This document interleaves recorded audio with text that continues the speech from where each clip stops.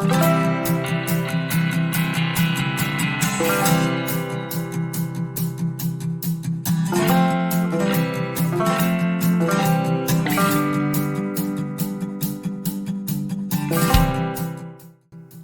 there, fellow trekkers. I'm Linda, your park ranger, here to introduce today's adventure. You might hear me in the background as we navigate the trail together. Today, we're setting off from the Trailhead for Nearpod, your first step on this exciting hike. If you're a beginner looking to get the lay of the land and learn how to use Nearpod to supercharge your classroom, you're in the right place. Nearpod is an interactive instructional platform that allows educators to create engaging, multimedia-rich lessons with real-time student participation and feedback. As you explore, you can keep following the Nearpod Trail or blaze a new one. We've mapped out beginner, intermediate, and advanced trails for every level of EdTech hiker, covering a range of powerful classroom technology tools. Can't spot the next landmark on your journey? Check back soon. We're always adding new trails to explore. Even better, subscribe so you never miss a new path to discovery. Lace up your boots. It's time to hit the trail. Perfect day for a hike, right, Linda? It's a perfect day. I'm actually going for a walk right after work today, so I'm like, this is perfect. Just to tie it all in, right? Oh my God, okay, I'm done with the cheesy jokes. All right, so I'm Amy Graham, and I am an instructional technology coach here for the LTC. I'm coming to you from Ottawa, Illinois, Starved Rock Country, and so there's lots of great hiking around here, and so I'm absolutely thrilled to be a part of this series because I love our national parks and getting out there and doing some hiking, so I thought this was perfect for me to be a part of. Now, today we are going to be exploring Nearpod with me, your trail guide, Amy Graham, and I'm excited to show you the basics. So this is going to be getting started and creating that account and just that initial exploration so that you're able to take back what you've learned and do your first lesson. And I thought that this little quote was perfect for what we're about to begin, which is the journey isn't always perfect, but it's always worth taking. And with Nearpod, it certainly is, because the reports and the lessons that are out there make using Nearpod definitely worth it, even though sometimes it is a little scary and a little tricky to get started. Number one, first step is going to be creating that account and logging in. Let's pull up on that second monitor, nearpod.com. If you have not already used Nearpod before, or even if you have and you don't remember, my suggestion would be to log in with Google.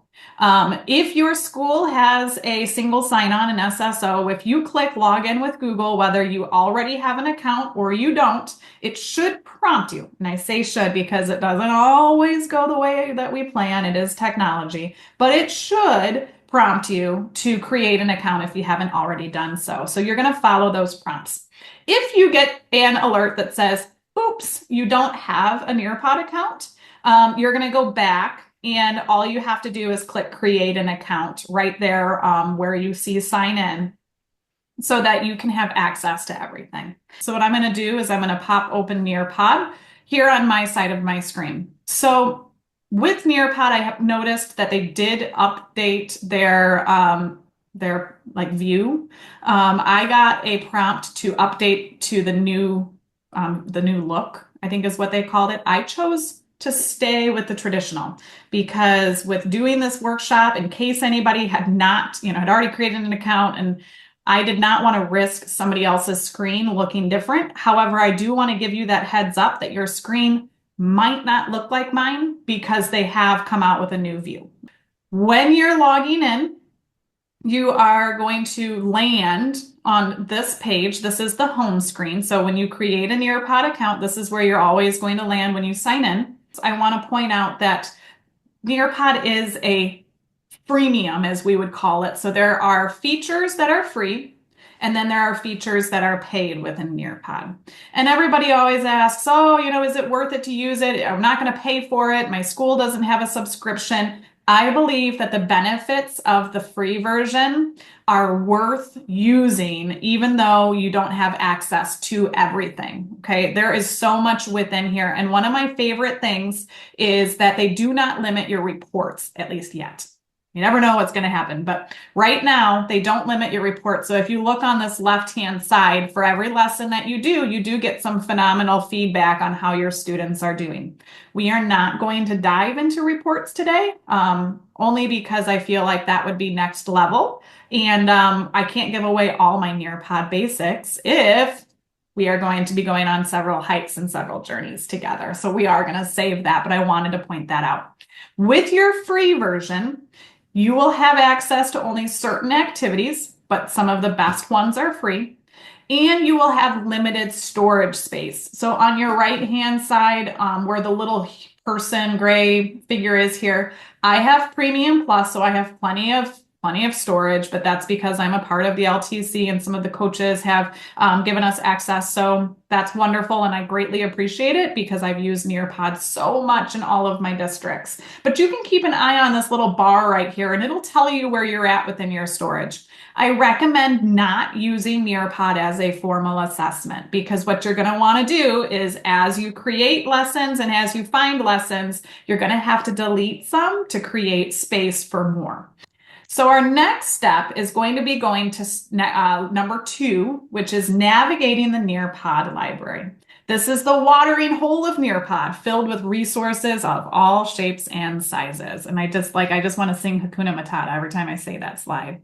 All right, Nearpod library, the navigating tips and tricks before I move over to kind of show you around a little bit. It's there on the left-hand side of your landing page. So you'll see Nearpod library circled there on my slide for you. Be sure to check out the monthly featured lessons because they're phenomenal. I will point those out to you once I kind of navigate over to that tab. And you can filter out your lessons by grade and subject. So make sure that you do so whenever you start looking through this library. So with that, I'm going to take my screen back over to Nearpod. We are going to navigate on the left-hand side down to Nearpod library, and we're going to click on it. The very first thing that you're always going to see is this featured lessons page. So I love this. If I have a teacher that says, hey, Amy, I want you to come in and I want you to do an engaging lesson with my students, but I'm not really sure what I want you to cover. We're kind of in between things right now. This right here is my best friend because I can find something wonderful for any grade level that meets that month's featured holidays, those weird, it's chocolate day type things that show on that calendar. They'll have it in here. So we had Groundhog Day, we had Engineering Week, we had President's Day.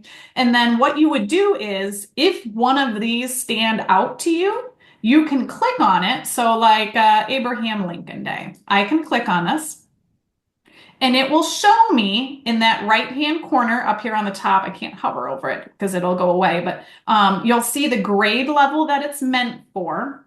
Now, take that with a grain of salt for some of these featured lessons because I have found that their kindergarten is a little bit closer to first and second, and their first and second is a little bit closer to third and fourth. Use your discretion on that. Don't be afraid to click on some of those lower or upper, above lessons because sometimes I feel like they just don't quite align with where my class is at. Maybe that's a better way of describing it is look at it for your students, not necessarily for the grade level, if that makes sense. So if I am teaching a 4th grade class right now, and I want to maybe check out this, who was Abraham Lincoln? It says it's for grades 3 through 5. So it meets that grade level. Again, like I said, it might be a little bit tricky. So I want to make sure I preview it. I can hover my mouse over that little slide, and then I can click on preview. Now, some Nearpod resources are just an activity, like a drag and drop. And it's one, I'm going to call it a slide because that's essentially what it is. Some are like multi-step full lessons. So it will tell you that this is a full lesson. There is 35 slides, and sometimes it'll even tell you like a rough idea of how long the lesson's going to take you, but I'm not quite seeing it showcased right here. But I love this because I'm able, with this little blue arrow, to actually go through and check out what they're going to be doing. So I can kind of flip through here. It gives you like it always starts with an objective, teacher resources, and any like maybe previous knowledge your students might need to know, which that's really handy. We're going to come back to that in a second. So we've got an essential question here because we do have a full lesson. Here's those objectives. Let's see what we already know. So it'll start with like a past reflection or kind of gaining some prior knowledge, and then it'll get you rolling here. And you can just, keep rolling through. It looks like we've got a little virtual field trip that we're going to take, which is kind of neat. Now, heads up. Oh, look, we're at Abraham Lincoln's childhood home there in Springfield, Illinois. And heads up with these virtual field trips. I have found that in some buildings, these are blocked. So I suggest that you let your tech department know when you're going to do a Nearpod and test out this virtual field trip on a student device to make sure that it will appear. If it does not, you can ask your tech department to unblock this for the time period, or let them know why you might need it, for the future. If this is something that interests you, what you can do is you can click on Add to My Lessons. It will then allow you to edit the lesson to make it your own, which we're going to spend a little bit of time on that here in just a little bit. But remember those slides at the very beginning that I said, hey, it shows you the objective, it gives you the teacher tips and things like that. It might not necessarily be something that you want to show your students because it kind of, is clumsy flipping through it. I can show you how to get rid of those. So once you add it to your library, it gives you the option to edit that lesson, and I can show you how to remove those slides or add more. All right, so we are currently, the goal of this section is to explore the Nearpod library. So what I just did is I went back to my left-hand side menu. I clicked back on Nearpod library. And I'm going to check out something else now. So I've looked at all of these featured lessons. I love them. One thing I have not said is that the Nearpod featured lessons vary month to month. So at the start, the first of every month, these will change. It does not mean that these lessons are no longer available. It just means that they're no longer featured on that front page. Okay. So I've checked these out. I have kind of looked through these. None of these are really hitting what I need. So now my next option is to search by a topic or standard. So let's say I'm a first grade teacher and I am working on some phonics. So I can type up here, phonics. I can change it by subject. So this is English Language Arts, and I can change it by grade. I'm going to say I'm a first grade teacher for this one. And now a ton of stuff is going to show up, and I'm going to have to kind of scroll through here to see what hits my need the most. Now, if I knew that within phonics, I was working on the digraphs, okay, I see them right here, the CH, SH, PH, any of those. If I had a specific one, I could do digraphs up here in my search bar. I just put phonics because I wanted to show you all of the different options that show up here. And remember that I told you that there are some that are just a single activity, and then there are some that are more in depth.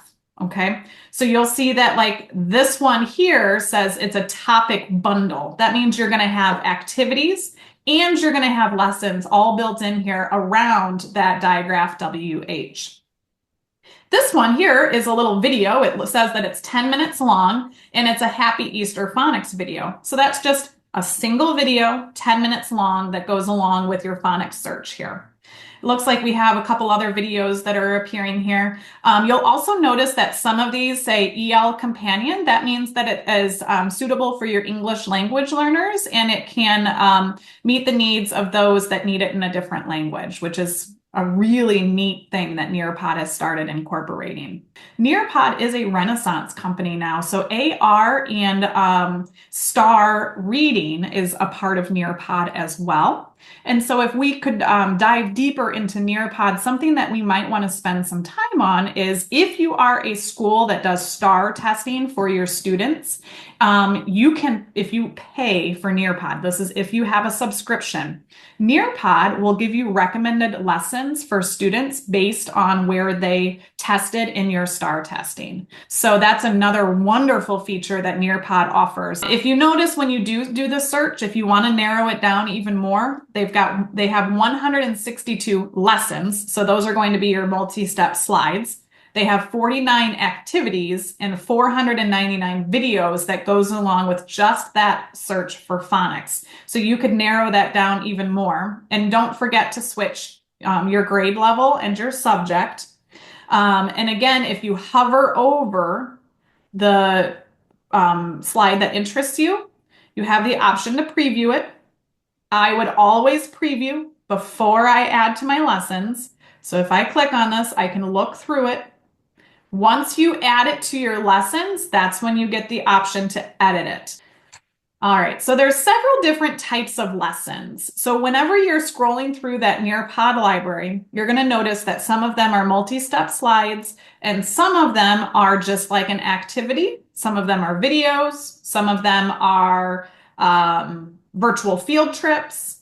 And so always take that into account whenever you're looking through that library and make sure the activity fits both your lesson style, your class needs, and what you're looking for, whether it's a type of review, a full lesson, or anything like that. So just to highlight this a little bit more, again, I've just searched phonics. This is not specific at all. I could be more specific.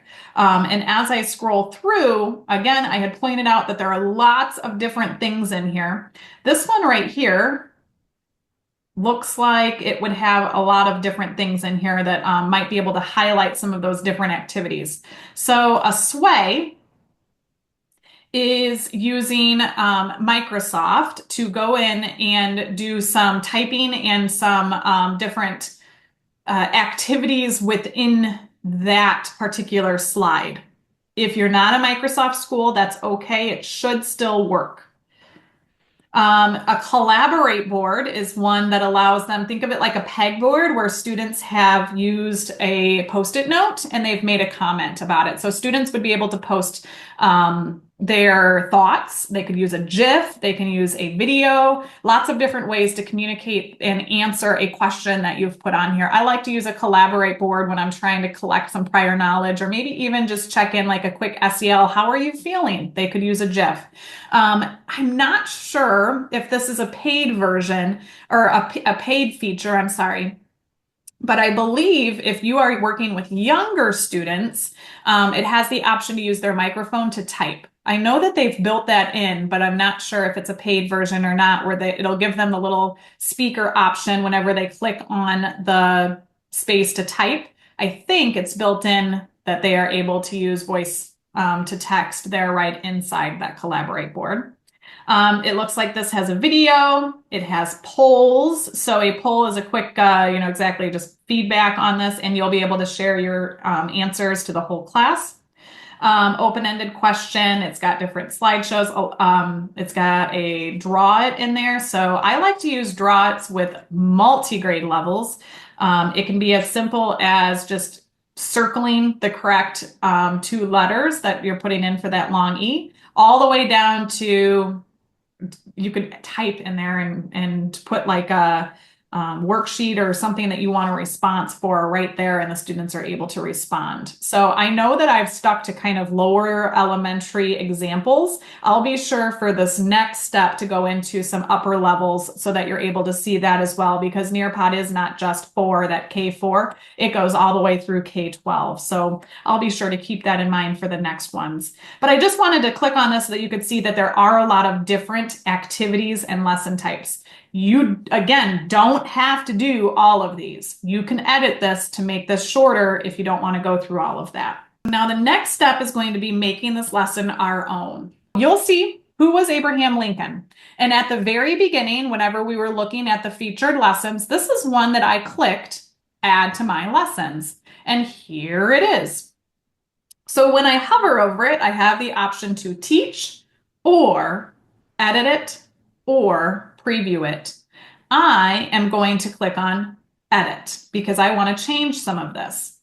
You are about to edit a downloaded lesson. To keep a copy of the original, duplicate the lesson before editing it. So that means if you want to go back and look at the way it was originally without having to search through the entire Nearpod library again, you can click on duplicate lesson and it will keep both copies.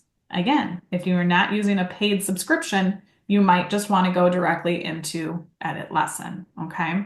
I'm going to click duplicate just so that I can have both. And here we are. So Nearpod is set up like Google Slides, okay? Let's just think of it that way. In fact, you can use your already made Google Slides here in Nearpod. It is a paid feature, though, to be able to add your already made slides into Nearpod, unless they've changed that. So as I look through here on the left-hand side, just like when you're in a Google Slides, you're able to view all of the parts to this long lesson that they have. So this PDF viewer was that teacher guide. I don't want my students to see this, but I want to be able to have this. I could always screenshot it, I could always download it or print it or keep it in there. It's totally up to you. But I've read it. I really am not. I just want a quick review of Abraham Lincoln. I really don't want to get too deep into this because I don't have enough time. So what I'm going to do is I'm going to click delete. I don't want that slide there anymore. And now I'm going to come down here and I'm going to say, you know what? I think that this is just a waste of space. I don't want to land on these Let's Explore slides because it's a little bit clumsy and a little bit awkward. I can delete that one. Now, let's say I made it this far and I'm like, you know what? I feel like what's missing is I feel like we've got to draw it in here, but we've been spending all week talking about Abraham Lincoln. I think it's missing something super active and I want to add another activity to this. So if you look up here where it says add new, I can come in here and one of the things that students really enjoy is this time to climb. This would be like Nearpod's version of a Kahoot. So what I'm going to do is I'm going to click on time to climb and I'm going to say add. So now you'll see it right here after my draw it on slide 23. I've added slide 24, time to climb. Now I can come over here and we're working on history. So let's pull in a president's time to climb. So the presidency, the executive branch, and George Washington pops up. So I could tie in one of those reviews right here to go along with my Abraham Lincoln activity that I'm already doing. And to do so, I would click on it. And then it would generate that time to climb right here. And you would be able to view all of the questions that are already in here. And if I wanted to delete a question, I've got to delete here. If I wanted to give more time, I could add more time to allow them longer to answer it. I could change the answers. I can come down here and I can add another question if I don't just want 6 questions. All of this, just like in a Kahoot or a Blooket, is editable. So you're able to go in and change all of this. Some of these, if you are not using the paid subscription, it will say that you're not able to do this activity with the students. So heads up on that. Just delete those slides. You don't need them. It's fine. There's lots of activities in here that you can use. Don't let that, slow you down. Let's say I'm done with this. I'm happy with my Abraham Lincoln, and I'm going to say save and exit. I'm ready to do something else with Abe. I'm ready to either teach or come back to it later.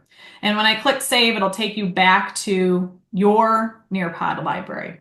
Now, another one that I want to highlight is whether you teach kindergarten or you teach 9th grade algebra, okay? Actually, 9th grade algebra is a fantastic example for this. See where it says create lesson? you can start with just a lesson from scratch, and it will just be blank slides. And you want to know what I did is I took a Canva worksheet and I stuck it in here as a background image. So I just got on Canva. I found what I was looking for. So for this one, the students, this is for kindergarten, the students struggle with their trackpad. So pressing and holding on that touchpad and following the lines that they can practice, press, hold, and drag. Okay, so that's what I was working on here. And where I'm going with this is like, let's say you're a ninth grade algebra teacher and you have just a few questions that you want them to do. You can add a draw it in here, which is right here. You can add a draw it in and then add a question that you want them to work on, and you would be able to see, which we're going to talk about when we teach, in real time how your students are doing and be able to also like throw in a poll or a reflect or a collaborate board to get a classroom environment feel for, was this hard? Was this easy? Where are we at? You could use it as an exit ticket. Lots of options here, but you don't have to start with one of those pre-made lessons. You could pull something in that you already have or you have created and make it a little bit more engaging. You could give them a couple questions and then throw in a time to climb so that you could practice and then practice in an engaging way, throw in a poll for reflection. So when you start with a blank canvas, you can edit this to fit the need of whatever you're working on for that day. Our next step and our last step is going to be actually teaching the lesson. So I'm going to show you how to share this with your students, what it's going to look like as you're teaching, and kind of finalize with that. When it comes to teaching using Nearpod, you have two options. You have live participation or you have student paced.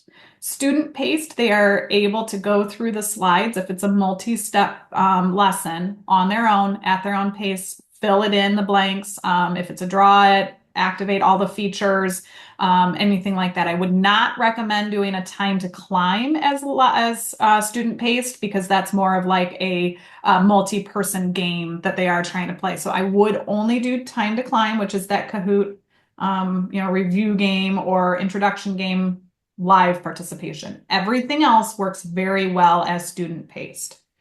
Now, when you post that, if you are in the free version, I'll show you the workaround for getting it to your Google Classroom so that you don't, because if you're using the free version, it'll say it can't link with your Google Classroom.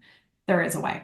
When you hover over a lesson, it'll say teach. When you click on that, you will choose live participation or you will choose student paced. For this example, I am going to click live participation.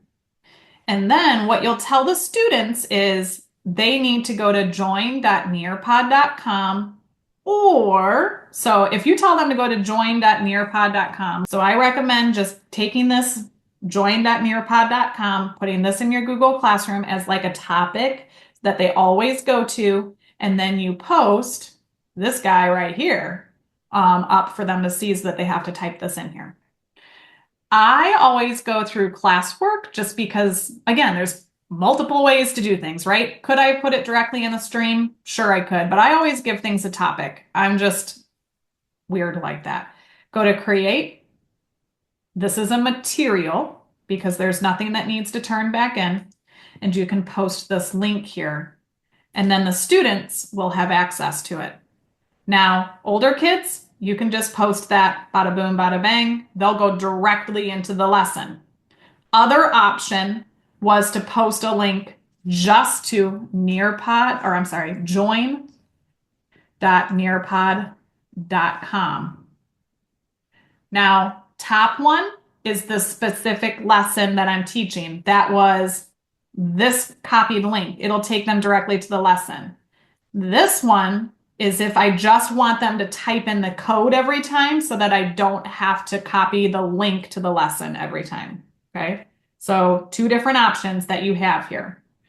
Another thing, here's another bonus for you. If you are working with younger kids and you're posting this, in the title, I always put an emoji, even if it has nothing to do with what we're doing, like a panda or a kangaroo. And I'll say, look for the kangaroo so that they know where to click.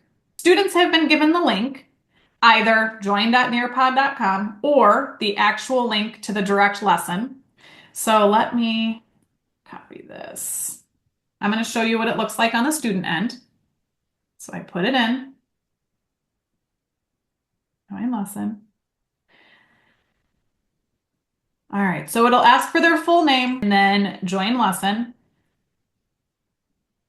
It will take them in. Here it is. So I'm in the lesson now. And what you'll notice is on my page as the teacher, I would be able to go through and I would be able to change the slide that they're on. So as the student is active in the lesson, you have control over their slide. You also have the option to use a whiteboard. So this is how you would control your students going from slide to slide. Down here, you have the option to hide student names. So if you are presenting to a whole class and your screen is up live for everybody to see, you have the option to hide all of your student names. Here, you have a whiteboard that you can open. So if I wanted to throw something out, this is going to go to every single student's screen. So they would be able to see me working this out live for them. And then I can close the whiteboard. Navigate through the slides. If you've chosen to turn off student names, it'll stay hidden there. Like if you had a poll and you didn't want all the students to see the responses, hiding their names would be nice for them. And then this is if you wanted to add a quick activity or if you just wanted a brain break video. If you're doing one of those long ones that had 35 slides and you just needed a quick, oh my goodness, I'm losing them, you could throw a brain break in there if you wanted to. And then when you're all done, oh, one more thing, I'm sorry. I have student view up here on the top, or I have teacher view. Every single student that's active inside this lesson, you'll be able to see their board directly and see exactly the work that they're doing in real time. And you can, I believe, even like pop up and it'll show the entire class. Like if you wanted to showcase Susan's board, you could showcase that to the whole class so that they could see what she's been up to. Not in a naughty way, but like a good way. Like, hey, look at what Susan's doing. She is right on task. Now, if I am all done, we have gone through everything, I am going to hit end session and I will be finished up for this round. Nearpod level 2, if you ever want to join us for another hike, we can check out some of the other like vocabulary, some English learners. There is sub-plans, all kinds of things that we could dive into deeper. This was just a basic walkthrough of Nearpod. And I just want to remind you that the best view comes after the hardest climb. Learning something new is challenging and scary, and it always seems like it is an uphill battle. But I like Nearpod because with it, I feel like they have created this platform that's easy to navigate, and they have all of those pre-made lessons ready to go and take it, edit it, and you have a lesson within a few minutes. Thanks, Amy. We'll see you on the next hike.